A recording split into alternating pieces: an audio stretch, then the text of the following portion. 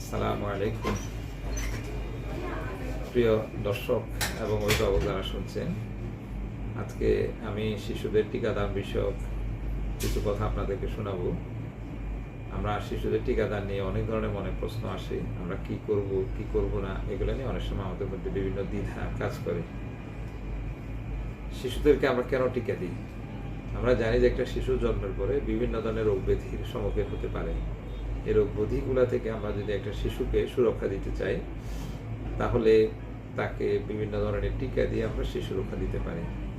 এই টিকাগুলো জন্মের পর থেকে শুরু হয়ে শিশুর বয়স নির্দিষ্ট একটা সীমা পর্যন্ত পৌঁছানো পর্যন্ত এই টিকাগুলো দেওয়া হয়ে থাকে। আমাদের দেশে প্রচলিত যে ইপিআই বা এক্সপান্ডেড প্রোগ্রাম অন ইমিউনাইজেশন যে প্রোগ্রাম আছে, এটা 1979 সাল থেকে আমাদের দেশে শুরু হয়। এই প্রোগ্রামের আওতায় শিশুদেরকে বিভিন্ন রোগ প্রতিরোধী টিকাগুলো দেওয়া হয়। এই টিকার মধ্যে সর্বপ্রথম যে টিকাটা দেওয়া হয় সেটি হলো বিসিজি টিকা। এটা যক্ষা রোগ বা টিবি রোগ থেকে সুরক্ষার জন্য দেওয়া হয়। এই টিকাটা দেওয়া হয় জন্মের পর থেকে, যে কোনো সময় যত দ্রুত দিয়ে দেওয়া যায় উত্তম। সবচেয়ে ভালো হয় এটা জন্মের পর থেকে 0 দিন থেকে 14 দিনের মধ্যে দিয়ে দেওয়া। তাহলে এই টিকাটা আমরা যদি প্রথম দিয়ে দিই, এই টিকার সাথে সাধারণত একটা ডোজ পোলিও মুখে খাওয়ানো হয়, এটাকে পোলিও 0 ডোজ বলা হয়।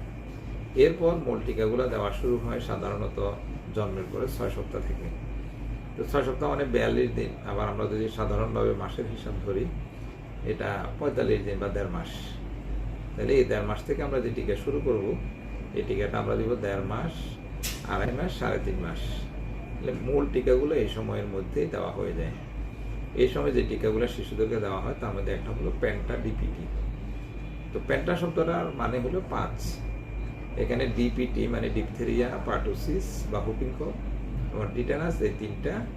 তার সাথে শিশুদের হেপাটাইটিস বি এবং হেমোফাইলাস ইনফ্লুয়েঞ্জি টাইপ বি নামে আরেকটি ভ্যাকসিন, যেটা শিশুদের নিউমোনিয়া এবং মেনিনজাইটিস প্রতিরোধের জন্য দেওয়া হয়। এই 5টা টিকা একসাথে একবারেই দেওয়া হয়। তাহলে এটা আমরা 1.5 মাস, 2.5 মাস, 3.5 মাসের মধ্যে 3টা ডোজ দিব। এই টিকার সাথে আরও টিকা দেওয়া হয়, যেমন পিসিভি অর্থাৎ নিউমোকক্কাল কনজুগেট ভ্যাকসিন। নিউমোকক্কাস নামে আরেকটি ব্যাকটেরিয়া আছে, যেটা শিশুদের মারাত্মক নিউমোনিয়া এবং ব্রেইনের ইনফেকশন মানে মেনিনজাইটিস করতে পারে। তাহলে এই পিসিবি টিকাও একই সাথে 1.5 মাস, 2.5 মাস, 3.5 মাসে 3টা ডোজ দেওয়া হয়। এর সাথে শিশুকে প্রতিবারেই পোলিওর টিকা মুখে অথবা আইডি বা ইন্টারডার্মাল দেওয়া হয়। তাহলে পোলিওর টিকা 6 সপ্তাহ এবং 14 সপ্তাহে 2টা টিকা তাকে ইন্টারডার্মাল দেওয়া হয়, আর এর সাথে ওরাল পোলিও ভ্যাকসিনও দেওয়া হয়।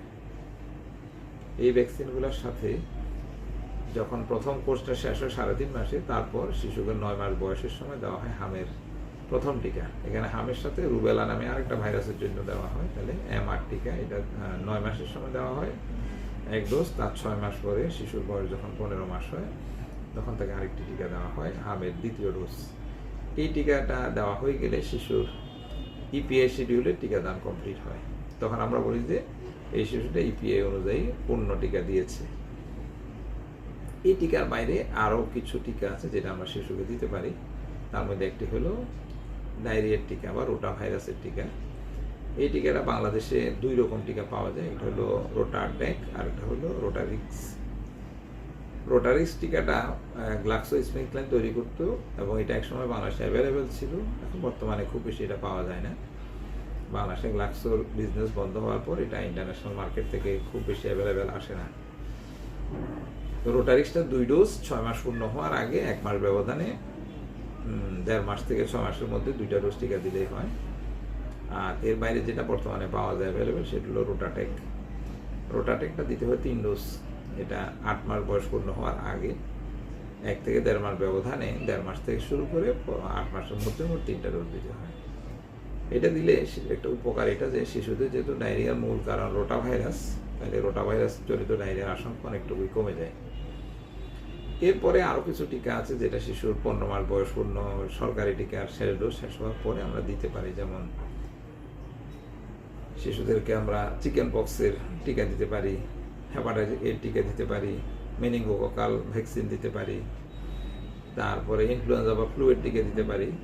এরকম আরও কিছু টিকা আছে যেগুলা অপশনাল দিতে পারলে ভালো, বাট না দিলে সবার ক্ষেত্রে হয়তো অসুবিধা হয় না, বাট একটু ঝুঁকি থেকে যায়। এখন প্রশ্ন হলো এই টিকাগুলো আমরা দিদিকে কিছু কিছু প্রশ্ন আমাদের মুখে মাথায় আসে যে আমরা শিশুকে কখন টিকা দিব অথবা কখন দিব না।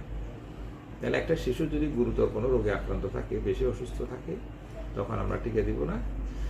অথবা শিশু যদি জ্বর থাকে, কারণ জ্বর অবস্থায় টিকা দিলে জ্বরের মাত্রা একটু বেড়ে যেতে পারে, তখন আমরা বুঝতে অসুবিধা হবে যে এটা কি আসলে টিকার কারণে জ্বরটা বেড়ে গিয়েছে নাকি আসলে জ্বরটা বেড়ে গিয়েছে। এতে করে টিকা নিয়ে একটা সন্দেহ তৈরি হতে পারে, এখানে এই সময় টিকা দেওয়া নিষেধ।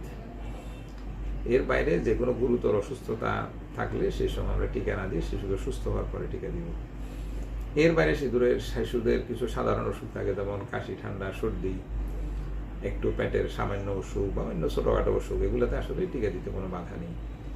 এই জন্য আমরা যদি নির্দিষ্ট সময় টিকাদান কেন্দ্রে গিয়ে এইসব রোগের কথার জন্য টিকা না দিয়ে চলে আসি, তাহলে শিশুর টিকা শিডিউলটা আসলে এলোমেলো হয়ে যায়। একবার টিকা না দিলে পরের টিকাও দেরি হয়ে যায়।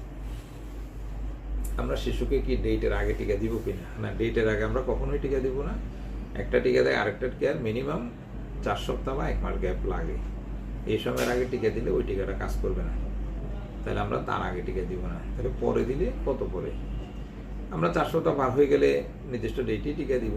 কোনো কারণে ডেট যদি মিস হয়, আমরা একটু দেরিতে হলেও দিতে পারি। টিকার ক্ষেত্রে বলা হয় যে মিনিমাম গ্যাপ আছে কত, 4 সপ্তাহ, ম্যাক্সিমাম গ্যাপ কত, নাই। এটা যে কোনো সময় যত দেরিই হোক, এটা ধরে নিতে হবে যে আমি ভাত খাওয়ার সময় হয়ে গিয়েছিল, ভাত খেতে পারিনি, তাহলে দেরি হয়ে গেলে কি আমি ভাত খাবো না? অবশ্যই খাবো। দেরি হয়ে গিয়েছে, কি করা, সেটা অনেক কারণে দেরি হতে পারে, বাট আমাকে কাজটা শেষ করতেই হবে। কিন্তু টাইমের আগে আমরা দিব না, টাইমের আগে দিলে টিকার কার্যকারিতা থাকবে না। আর এর বাইরে বিসিজি টিকার ক্ষেত্রে একটু সন্দেহ হয়, মানুষ অনেক সময় মনে করেন যে এটা বোধ হয় 14 দিন বয়সে দিতে হবে বা 15 দিন বয়সে। ব্যাপারটা আসলে এরকম নয়, এটা দিতে হবে 14 দিন বয়স পূর্ণ হওয়ার আগে যে কোনো দিন।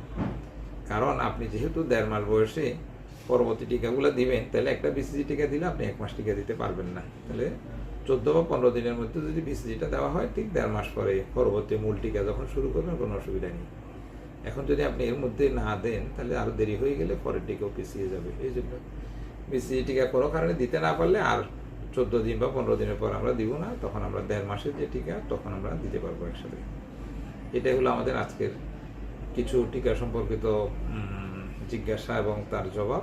এর বাইরেও আমাদের কাছে অনেক ধরনের মনে প্রশ্ন আসতে পারে, সেটা হয়তো আমরা আমাদের যে চিকিৎসক যিনি আমাদেরকে চিকিৎসা দেন তার নিকট থেকে আমরা জেনে নিব, অথবা ইনশাল্লাহ আমরা আপনাদেরকে পরে জানাতে পারবো। এতক্ষণ ধৈর্য ধরে শোনার জন্য আপনাদেরকে ধন্যবাদ। আসসালামু আলাইকুম।